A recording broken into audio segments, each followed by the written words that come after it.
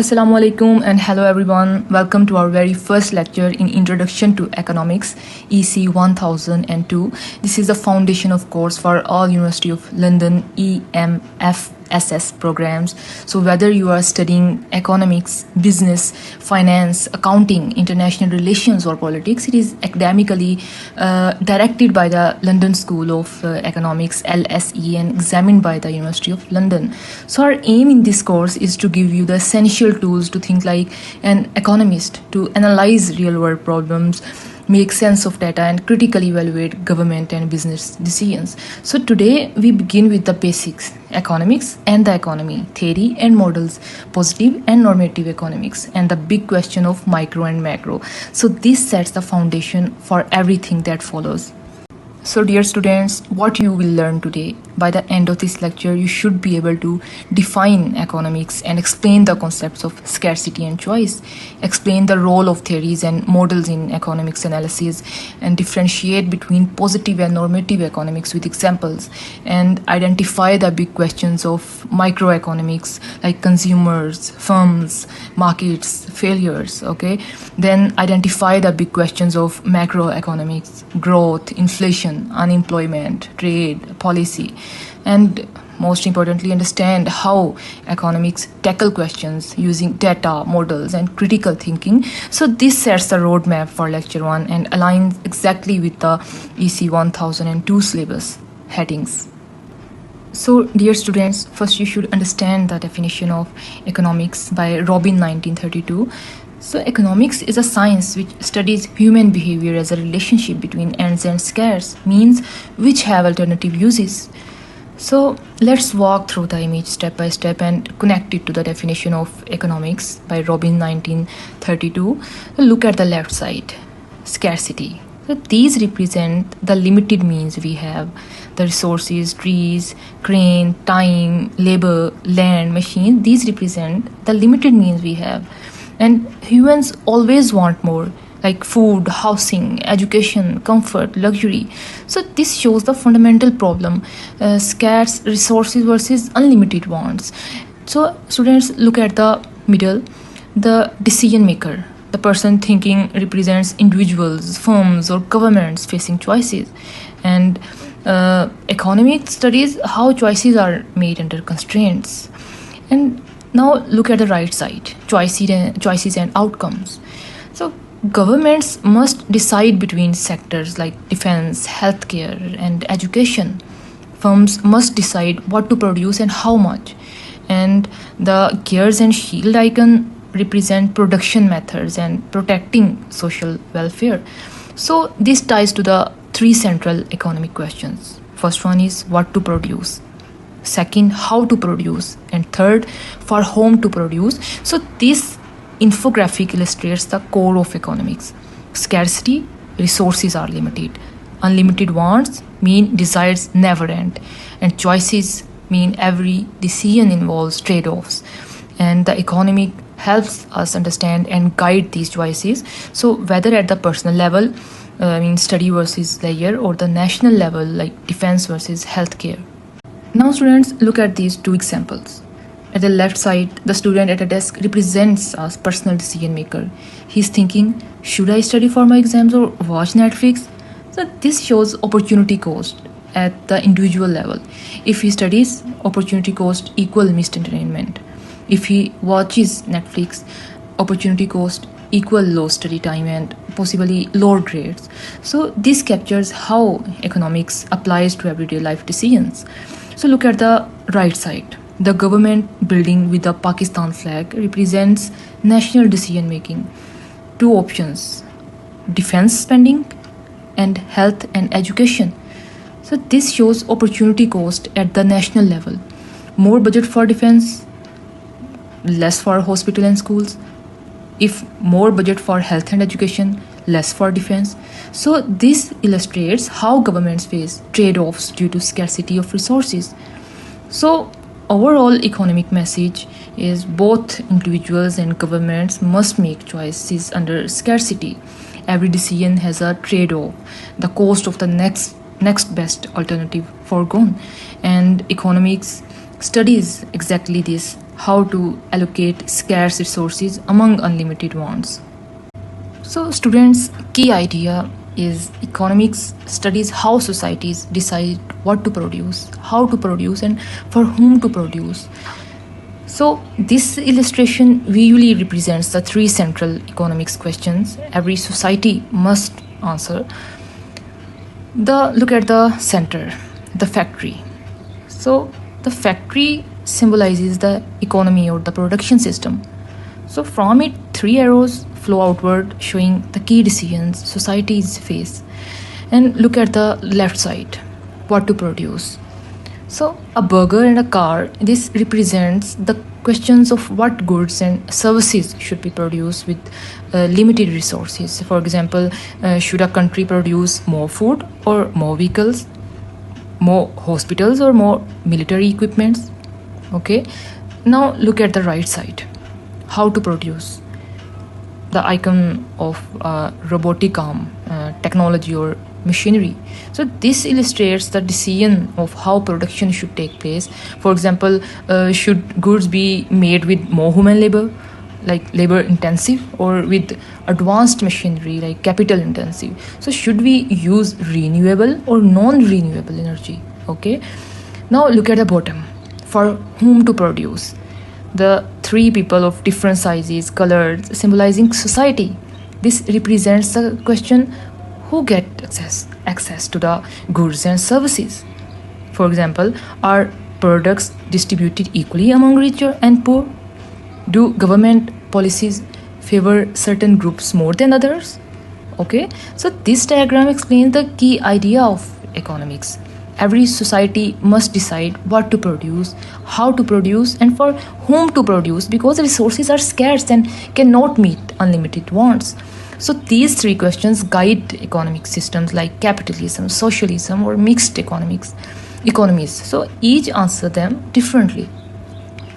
Now let's discuss about theory and models in economic analysis. So economics is not just opinions.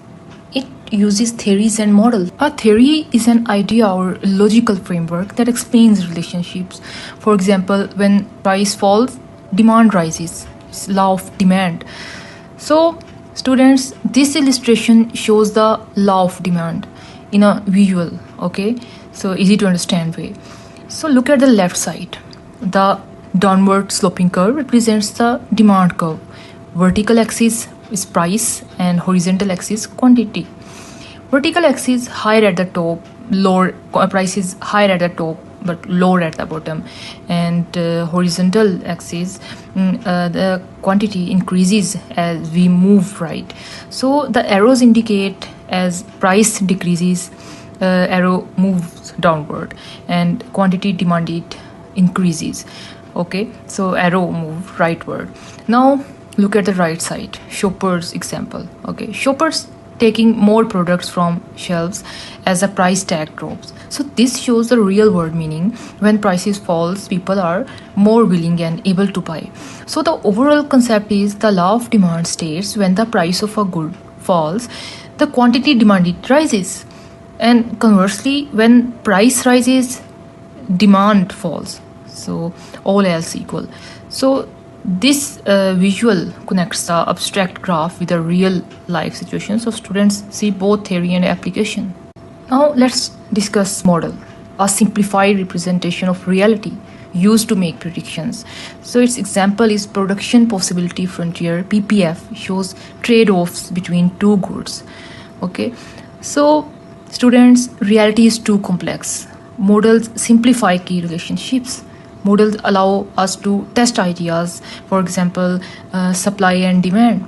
So models guide policy, governments and businesses use them. And this is a production possibility frontier, PPF diagram, one of the most important economic model. So let's break it down step by step. Horizontal x-axis, wheat in tons, and y-axis, vertical y-axis shows textiles in units, and the curve shows the maximum possible combination of wheat and textiles that can be produced using all available resources efficiently. So the PPF curve, the black line, shows trade-offs between producing wheat and textile. If you want more wheat, you must reduce textiles and vice versa because resources are scarce. So this trade-off illustrates opportunity cost. Now look at the points on the graph. Point A, the red X, efficient lies on the curve, means the economy is using all resources efficiently. For example, 110 wheat plus 240 textiles. And at the point B, the blue X lies inside the curve, means some resources are underutilized. For example, unemployment, idle factories. So the economy could produce more of both goods without giving up the other. Now students, look at the green X, point C, the unattainable, and lies outside the curve, currently impossible to reach with existing resources and technology. So could only be achieved if resources grow or technology improves, economic growth, okay? And at the curve shift, the gray note, the curve shift shows growth. If resources increase, for example, more workers, better machinery, new technology, the whole curve shifts outward. So this represents economic growth. The economy can now produce more of both wheat and textiles. So the students' overall concept is the PPF illustrates scarcity, mean limited resources, and choice, deciding between goods. And the third, opportunity cost, means sacrificing one good to gain more of another. And then fourth, efficiency versus inefficiency, on versus inside the curve, okay? And fifth is growth, outward shift of curve. Now let's discuss positive versus normative economics. So economics deals with two types of statements. Positive economics, what is, means fact-based, objective, testable. For example, Pakistan's inflation rate was 25% in 2023. Okay, and normative economics, what ought to be, value-based, opinion-driven, not testable. For example, the government should reduce inflation below 10%. So students, this illustration shows the difference between positive and normative economics in a visual way. So look at the left side, positive economics, what is. So the clipboard with graphs, charts and check mark represents facts, statistics and testable data. So this reflects objective, evidence-based statements. For example, Pakistan's inflation rate was 25% in 2023. So look at the right side, normative economics, what ought to be. Students, government podium with speech bubbles, debate icons and a balanced scale represents opinions, values and policy debates, okay? So this reflects subjective, judgment-based statements. For example, the government should reduce inflation below 10%. So overall message is positive economics is descriptive. It tells us what is happening. And normative economics is perspective. It tells us what should happen. So economists must be able to separate facts from opinions, especially in analysis and exams. Now the big questions of microeconomics. Microeconomics looks at the individuals, households, firms and specific markets. The big questions include: how do consumers decide what to buy? How do firms decide what to produce? And how are prices and wages determined in markets? So what happens when markets fail? Monopoly, pollution, inequality. So students, this illustration captures the big questions of microeconomics in a single visual. So look at the top left, consumer choice. A person with a shopping cart choosing between items represents the questions: how do consumers decide what to buy? And for example, why do people buy more Pepsi when its price falls? And look at the top right, firms' production decisions. A factory with workers and machines producing goods. So represents a question: how do firms decide what to produce? For example, why does Jazz lower internet bundle prices when competition increases? Now look at the bottom left, prices and wages in markets. So money exchange and a balanced scale represents how are prices of goods and wages for workers determined. For example, why do landlords in Islamabad charge higher rents than in smaller towns? Now at the bottom right, market failures are crowned on one company monopoly, a factory emitting pollution and unequal human figures represents what happens when markets fail: monopoly power, environmental damage and inequality in wealth distribution. So Dear students, this visual shows how microeconomics looks at individuals, households, and firms and answer four big questions. Number one, consumer decisions. Number two, firm production decisions. Number three, market price and wage determination. And number four, what happens when markets fail. And this visual illustrates the three microeconomics examples mentioned in your lecture. At the left, telecom competition, jazz internet bundles, two mobile towers side by side, one tower show a discount symbol representing price cuts. So this illustrates how increased competition in telecom market force companies like Jazz to lower internet bundle prices to attract consumers. And at the center, Pepsi demand example, shoppers happily picking more Pepsi bottles from supermarket shelves. A price tag with a downward arrow indicates a fall in price. So this shows the law of demand. When price falls, quantity demanded increases. So at the right, housing market, Islamabad versus smaller town, two cityscapes. Okay, Islamabad with tall modern buildings and high rent icons, a smaller town with simple houses and low rent icons. So this demonstrates how location and demand affects rents. Higher in Islamabad due to rents higher in Islamabad due to greater demand and lower in smaller towns. So students, overall message is these three examples bring microeconomics to life. Like first example, firms lower prices in competitive markets, jazz bundles. And second, consumers buy more when prices fall, like Pepsi. And third, markets set prices differently across regions, like housing rents. So this show how microeconomics helps explain real world choices, pricing, and resource allocation. Now, the big questions of macroeconomics. Macroeconomics looks at the economy as a whole.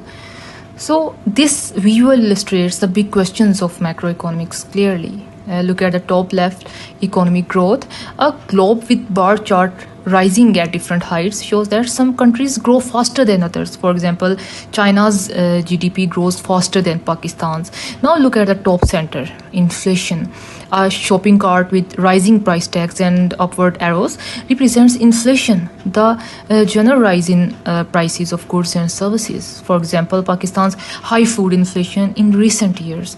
So students, now look at the top right, unemployment. A worker holding a CV standing near a job vacancy board with a closed or limited sign represents unemployment during recession when businesses cut back. Now look at the bottom left, governments and central banks. So government building and central bank icons with money symbols and gears represents how fiscal policy, government spending or taxes, and monetary policy like interest rates, money supply affect the economy. And at the bottom right, international trade and exchange rates, cargo ships shipping containers and world currencies like dollar, euros, rupee represent how global trade and exchange rates shape economies. For example, rupee depreciation makes imports expensive but helps exports. So overall message is microeconomics studies the economy as a whole, focusing on growth, inflation, unemployment, government and central bank policies, and international trade and exchange rates. So these are the big picture issues every nation faces. Now students, look at this illustration. This illustration shows the three real world microeconomic examples. Look at the left, economic growth, China versus Pakistan. So two country skylines, China shown with tall skyscrapers and rising GDP bars, and Pakistan shown with smaller buildings and slower growth. And it represents the question, why does China's GDP grow faster than Pakistan's? So at the center, look at the center, inflation versus deflation, Argentina versus Japan. Argentina, a shopping cart overflowing with goods, price tags shooting upward and symbolizing very high inflation, 100% plus. And in Japan, a nearly empty cart with downward arrows symbolizing deflation, falling prices. So it represents the question, why do some countries face hyperinflation while others face deflation? Now look at the right, IMF policy and Pakistan. A map of Pakistan connected to the IMF logo, money symbols and policy documents. It represents the influence of IMF policies on Pakistan's economy through loans, conditions and reforms. For example, IMF requiring tax reforms or subsidy cuts in return for financial support. So overall message is these examples show how microeconomics tackles big picture national and international issues. So why some countries grow faster, why inflation and deflation differ across economies, how global institutions like the IMF affect domestic policy. So dear students, how economists tackle these questions? Economists use data and statistics to test theories against real world evidence and models like supply and demand and critical thinking, recognizing limitations of models, assumption versus reality. So the students, the key skill for you as a students, learn not to just to memorize definitions but to apply theories to real situations and evaluate their limitations. Okay, so this illustration highlights the key skill students need in economics. At the left side, an open book represent definitions and theories. This is a starting point of learning, understanding key concepts from textbooks and lectures. And the real world applications symbolizes applying those definitions to real life economic situations, consumer behavior, business production, financial market and government policies. So then, and the student with gears and light bulb represent critical evaluation, recognizing that models have assumptions and limits, and encourage students not to just memorize but to ask, does this theory work in practice?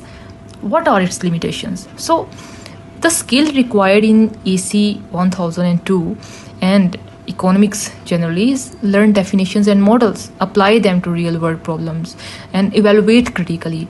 Don't just memorize but understand the strengths and weaknesses. So the dear students, today we introduced economics and the economy, theories and models, positive versus normative economics, and the big questions in micro and macro. And the key takeaways is economics equals science of choice under scarcity. Economists use model to simplify reality and analyze choices. Positive economics is about facts. Normative economics is about opinions.